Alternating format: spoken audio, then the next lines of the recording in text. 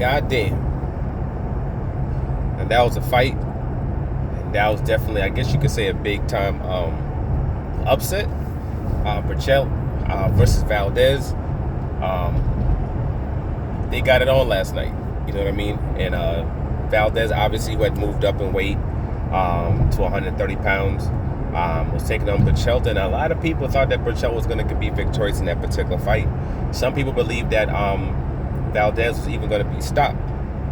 And it was kind of interesting to me, just due to the fact that, you know, a lot of people also have been saying that, they believe that Berchelt would even be able to beat a Tank Davis. And I used to always just sit there like, based on what? Like, based on what? You know, because of what he's doing against this lesser level of opposition. Once he steps to that particular level, you don't know, what he's going to perform like. I 100% don't know. You know, and I mean, the guy, he just looked slow to me. Kind of just pushes his punches. Was following Valdez all around the ring. And Valdez was just doing it. Lots of movement. You know, when it pertained to Valdez, there was no Mexican style in this fight. This whole Mexican style, stand there, go forward, let your nuts hang.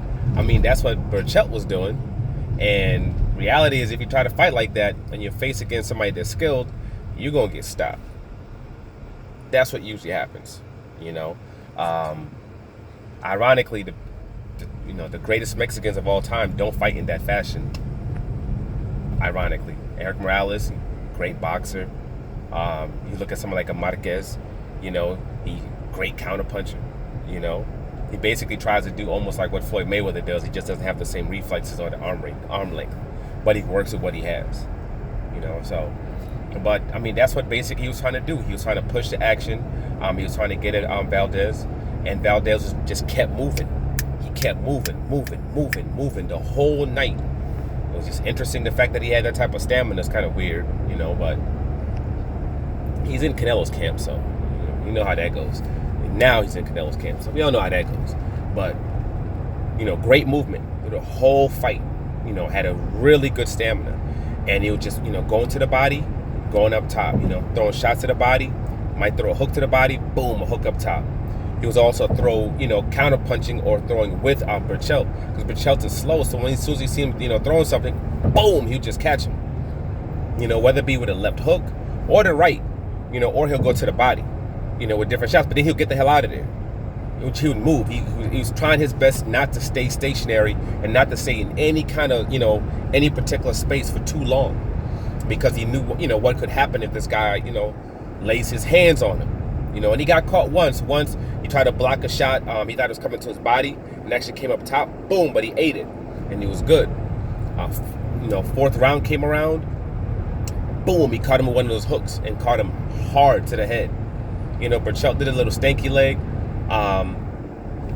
And Valdez just kept going at him.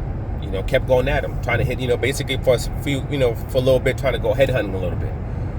But then he kept catching him, though. Kept catching him. But Berchelt, he stayed up, you know. He ended up falling into the ropes. They gave him a standing 8 count or whatever it is. And even then, right before the end of the round, boom, he caught him another clean shot. But he didn't drop. He came back in the 5th round. You know, he had little troubles in the 5th round, but he was good. He survived. Round 6, you know, he did okay. Round 7, he did pretty good until he got caught. He ended up getting caught, you know, a couple of times again. And then, you know, when you know, fight went on into the 8th and the 9th round, he ended up being dropped again. You know, getting put to the ground again. Valdez started to actually slow down a little bit, and he paced himself. There was about 1-2 rounds where Valdez kind of just chilled. You know, he was holding, you know, move, holding. And that's the thing. He didn't care if he clipped this dude, how many times he was hitting this guy. He also made sure that when this guy, you know, depending on what, you know, what range this man was at, he was grabbing him up. You're either going to move, get out the way, go right, go left, go backwards, whatever it is, or you're going to grab him, you're going to hold him up. And you're going to make the ref, you know, break up the fight. Got himself back together and caught that boy again. Started catching him again.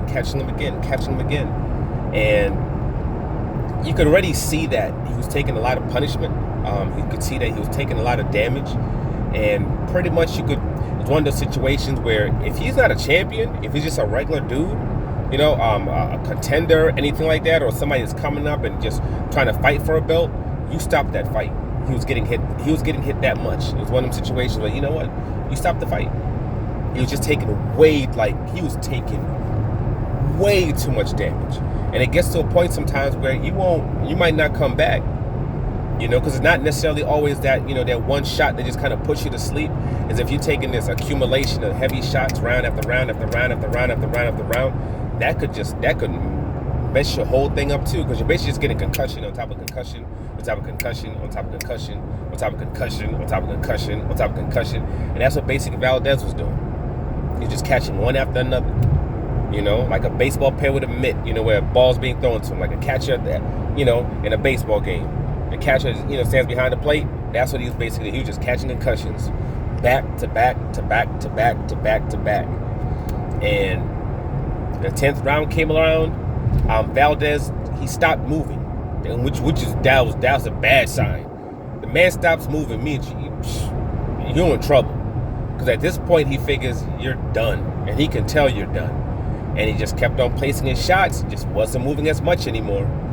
And the end of the 10th round was coming up, and he just caught him with one of those hooks again. Bam! But this time, you could hear it. That thing, it was one of the things you're just like, BAM! And you're like, facial expression just like, holy shit. You just knew something. I don't care if you didn't see. If you're a blind person, was sitting there listening to that fight. As soon as that happened, they popped up when they see. Because you could hear that thing. It was like a gunshot, like a shotgun rang off or something. And he just hit the floor, and he didn't get up.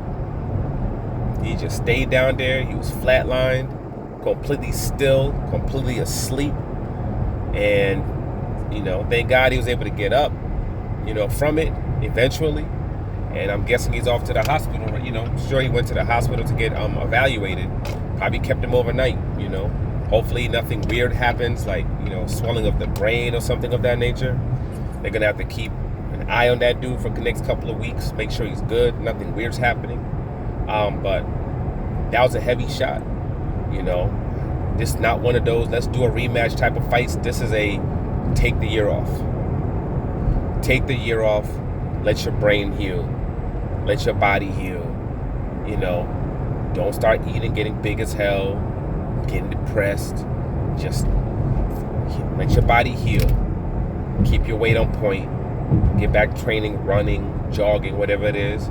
Don't have anybody hitting you for at least 6-7 months, for a good 6 months. And just work on the things you need to work on to get better.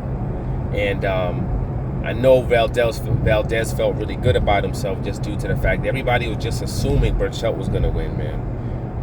The president of Mexico, called Berchelt to speak to Berchelt. He didn't call Valdez. Even though Valdez was a champion at 126 pounds, he was coming up to 130 pounds. And he called him, though. So he was basically almost seen like he was going to be a sacrificial lamb or something like that. And that wasn't the case. And he was able to come out victorious in a big, huge upset. And now he's the champion at 130 pounds. And when it comes to Top Rank, this is what they do. Why people ask why they do what they do, why they keep things in the house, it's just like it's for situations just like this.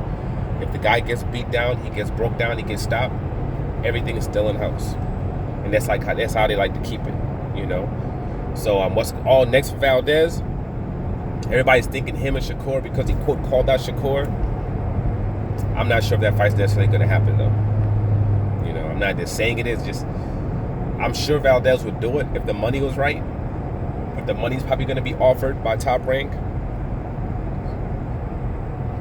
We'll see. We'll see if it happens. But it's not one of those situations where I'm like, oh yeah, this is definitely going to happen. This is definitely going to happen.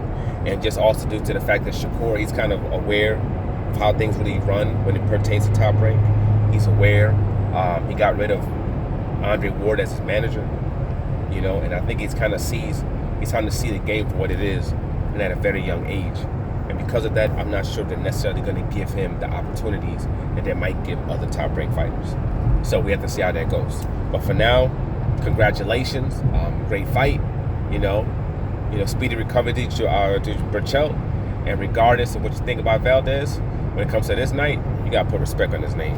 Like, subscribe, share. I'm out.